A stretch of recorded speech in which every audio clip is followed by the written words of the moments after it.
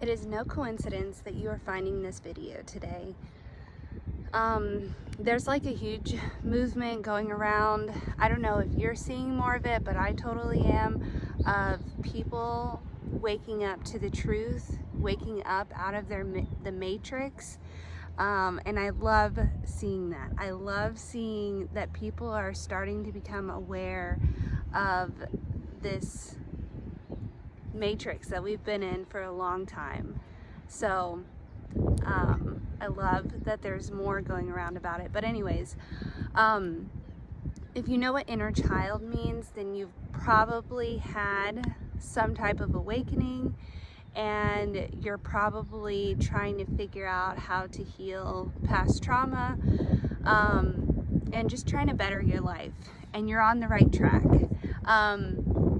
I know that for some of you, I know for me in my journey, when I have had to face childhood trauma and going through that, healing that, and just speaking to my inner child, I had a lot of bumps along the way, and I still do. I mean, I'm still figuring it out, but what I've come to realize is that your inner child needs you to speak to them, and they've been waiting for you for a long time, and this is the key to unlocking everything that you're missing out on in your life that you want. It's the reason I'm talking about this is because I was like, what? Sorry if you can't hear me and it's like super windy up here. I don't have my microphone, it's packed away right now, but what was I saying? So if you struggled with things with your spiritual journey, oh yeah, and if you're trying to like get to a place where you are trying to manifest something or change your life, and you feel like you're lost, or it's just you're not making progress, the reason for that is because you need to connect to your inner child. And what I was saying about that was, this has been the underlying theme in almost every video of mine. I'm constantly talking about this. I'm talking about femininity, and I'm talking about how our inner child, the part of us that was programmed as a little kid from the age of 0 to 7, has these beliefs inside of us that we go to in every circumstance of our life.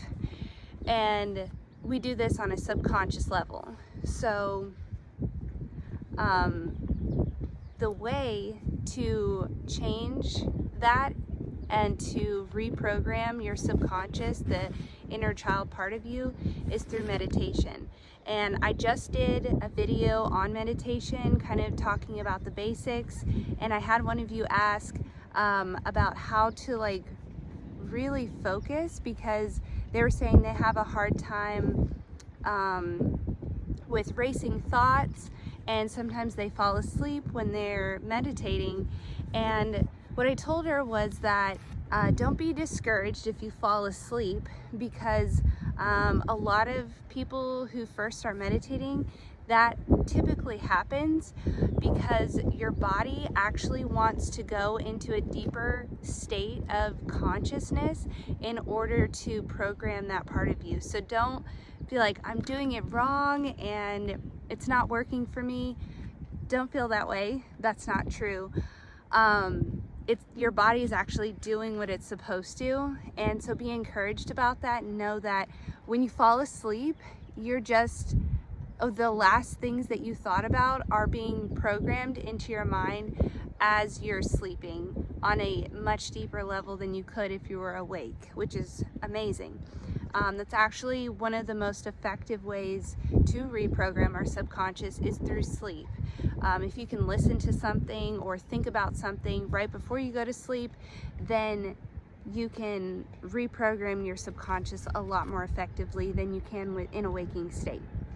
However, it's very hard to change ideas about you, who you want to be, your vision of the future, things like that while you're sleeping. So meditation is the way to do that. And so if you want to know like the basics on how to meditate, just go back to my last video where I talk about that. Let me see, what was I going to talk about next?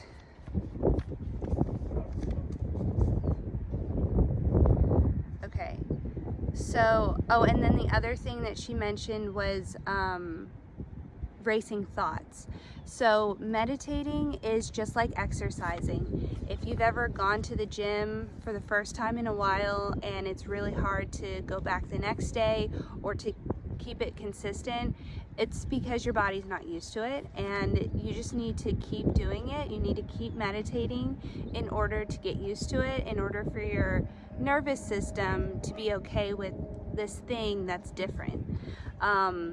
And ironically, meditation regulates your nervous system, so it's a win-win all around. But yeah, just practicing exercising your mind to slow down is challenging at first, but the more that you do it, the easier it gets and the longer you can do it. So start small at first, start with like 5 to 10 minutes and then work your way up to about 20 minutes. I would say that 20 minutes for me is a good time frame for me to meditate consistently and regularly, but there are some days where I need it, especially in the beginning stages, like, or middle stages, where I had been able to meditate for a while, like a long amount of time, but before actually being able to reprogram a lot of the things that I needed to do deep work on. And so these longer meditations of like 30 or 40 minutes or even an hour are those times, sorry if you can't hear me, are those times where you're gonna need to listen to your body and see what it is that you really need to alchemize what's going on subconsciously and to reprogram those parts of you. So just listen to your body, see if you need to go longer, but ultimately once you get past those stages, 20 minutes is a pretty good amount of time to do it regularly. I wouldn't say that I meditate every day. There are things that I do as a meditative practice, like exercising, yoga, walking, just sitting still and not really thinking about too much, and not trying to be busy. That's the key, is you want to be present in the moment, but not lazy watching TV where you're just numbed out. So there's different ways to do it throughout the day, but I typically try to focus and actually sit down meditating maybe about 3 times a week, if not more, but I would say that's about average. Okay, and then like I said before, we're addicted to busyness. I'm very guilty of that. If you are one of my friends watching this, you know that I am truly addicted to staying busy. I have 3 kids, I'm an artist, I do YouTube, I try to keep my house nice. You know, there's a lot of things going on in my life, and that's my drug. And I'm trying to alchemize that part of me, because I know that based on my human design, I need to stay busy, but I need to also take time to slow down and really press into the present moment of where I'm at. So it's that balance, you know, figuring that out. So make sure that if you are busy, like in this hustle culture that we live in, make sure that you are also balancing it out with time to be still, be present. I'm in such a beautiful time in my life right now where I'm forced to have to be still because I don't have any of my paint supplies. I don't have a babysitter or my mother-in-law.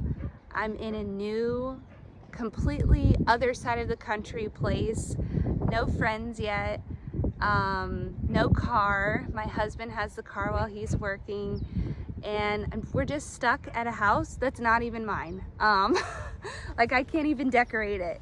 And the reason for that is we just set it up that way so that we could find a place and take our time and see it in person before we committed to anything.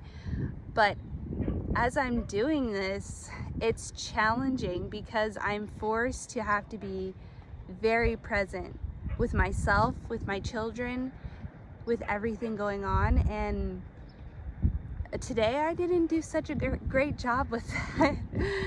And that's okay. I'm giving myself grace for that and realizing there's at least 3 things I took away from this evening where I can do better and be better for my family. But it's so beautiful. It's so beautiful to just realize that I have such a unique opportunity right now to be present. And am I going to take advantage of it in a good way or a bad way, you know? So I'm choosing today to do it the good way. And I know that I can, I know I will. But yeah, it is challenging. And I think that if we can just sit still with our emotions and our feelings, then it becomes a meditative practice and it becomes easier. But a lot of times we have a hard time staying still because we don't want to be present with our thoughts. And that's really challenging, especially for our inner child. Our inner child needs us to be present for them, because without being present, without being quiet and still, we can't hear them and they can't be heard. Just think of a little kid tugging on your shirt saying, Rachel, Rachel, Rachel, Rachel, for years and years and years, and you don't listen. As a mother, that hurts me so badly. And there's ways that you can listen, such as meditating.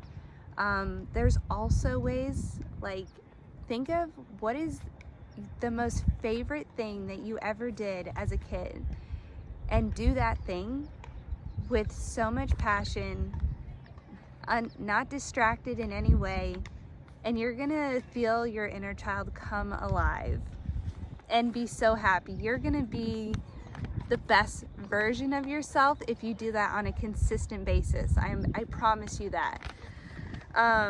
Okay, so slowing down is our antidote to all suffering. I truly believe that. I feel like we are all addicted to suffering in some way or another. I know that I've mentioned gossip a few times in my last videos, but that's one of the ways that we are addicted to suffering, is by gossiping. And since my spiritual awakening, it pains me so much when it happens, because now I'm aware of what's actually happening. Before, I was so addicted to it, like I wanted to go with my friends who talked about other people and talk about them all the time. And I'm like, looking back, I'm like, oh my gosh, that was me. And it's just because I was addicted to it. I was addicted to the feeling that I would get from it. And it was a suffering thing. I was addicted to the suffering. I didn't slow down enough to actually be present for myself, because I don't know if a lot of people realize this, but when you're present for yourself, then you can be present for other people in a way that's so much more loving. Like, some people try to put on a good face and be loving and present for other people, but it's fake and it's a facade, because they're not being that for themselves, you know? It's not going to be authentic if you are not truly loving yourself the way that you need to be loved. And that's by meeting your inner child. And I know it might sound silly for those of you who haven't done this, but this is how I met my inner child. I just got into a deep state of meditation, and I imagined what little Rachel looked like as a child, what she was doing, the things she wanted to say to me that I hadn't been listening to for a while. And then I let her ask me what she needed from me. And I gave her a hug. I said everything was okay. You know, like when you say, what is it that you need from me? You're just gonna fall apart. And it seems scary because, like, I put this off for a long time, and clients that I've worked with have put it off, because it's something about us that we just have a hard time coming face to face with, because we don't want to see the pain. We're so afraid of the pain because we've pushed it down for so long. But once you do, and you just give your inner child like 90 seconds, give yourself 90 seconds to fully feel anything that's there, you're gonna feel a huge weight lifted off of you. Trust me, just do it. And if you need help with that, let me know. Okay, so I feel like I need to keep my notes on me, because I'm not gonna just like fake it and be like, yeah, I can remember everything that I'm trying to talk about, because I get distracted with tangents. But anyways, okay, so, oh yes. So as a little kid, I was always happy. Like, for the most part, you know, I was a generally very happy person, even into high school, I would say. But in high school was when people started to confront me with this image that I had about me. And they were like, why are you always so happy? Or why are you smiling all the time? Or your laugh is annoying, you know? And I started to get really insecure about that, and I started to push down who I truly was. And that's when my inner child was beginning to, I guess, get shut down more and more, to the point where I lost myself for a long time. And I became more angry, I became resentful, I became quieter, I became tough. I don't know if any of you know this. I don't think I've mentioned this before. It's funny because I mentioned it to somebody I've known for years, and they were like, I had no idea. But I was in the military for 6 years, and I don't know, I guess when you're in the military, you kind of have to put on this tough facade. And so when I did that, everything that I had shut out about me just kept getting deeper pushed away. And it wasn't until, I guess college, I started to kind of unfold who I was. But it wasn't until I met my husband that I started to really tap into my femininity, because I had that safe space with him to do that and to express myself in a sensual way. So if you have a healthy relationship, that can really do that for you. But you can also hold space for yourself. You don't need a partner to do that. So I definitely want to encourage you in that. You don't need anybody to hold space for you. I just didn't know how to. And no one ever told me that I could hold space for myself, to heal and become my most feminine self. But you truly, truly can, and that's what I'm here to help you do as a woman. If you're not in a relationship, or even in a healthy relationship, you can hold space for yourself. You have the power within you to do whatever you want, to create whatever reality you want. You just have to believe that you can.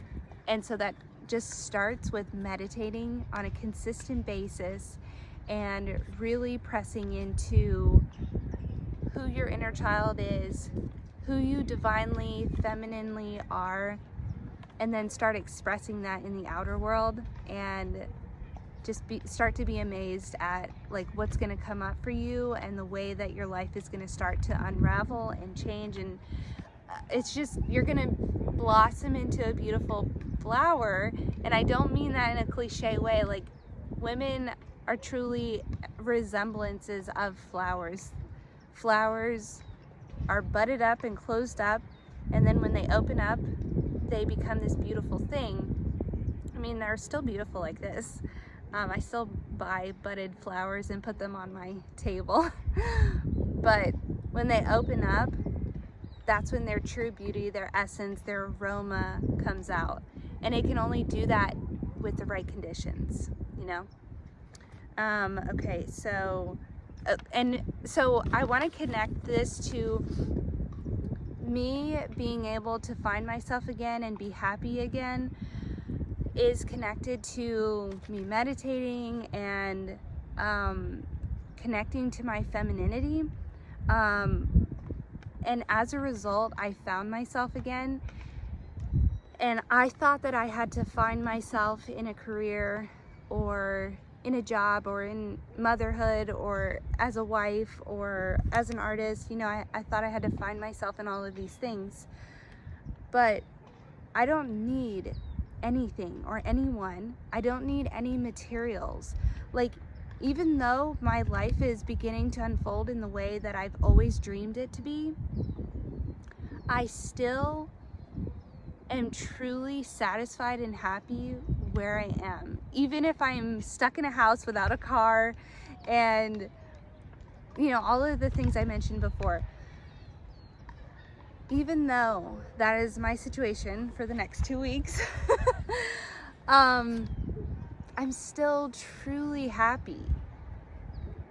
And I don't think a lot of people can say that. And I'm putting this out there because I want that to change for people. I want people to be able to have a key to, like, I don't want to have to go through life and say that I never told people about these things, you know, or that, you know, somebody I knew was like, why didn't you ever tell me? I want to put it out there, you know, so that people can be encouraged and feel as though there's hope, and there is, and know that the power resides within you. Your hope, your joy, your happiness, it all is in here. And you just have to connect to that. And you can connect to that through nature, which is the most innocent form of being able to connect with the oneness that we are.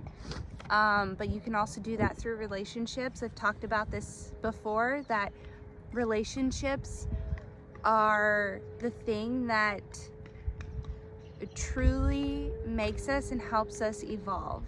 Without relationships, we can't do that. And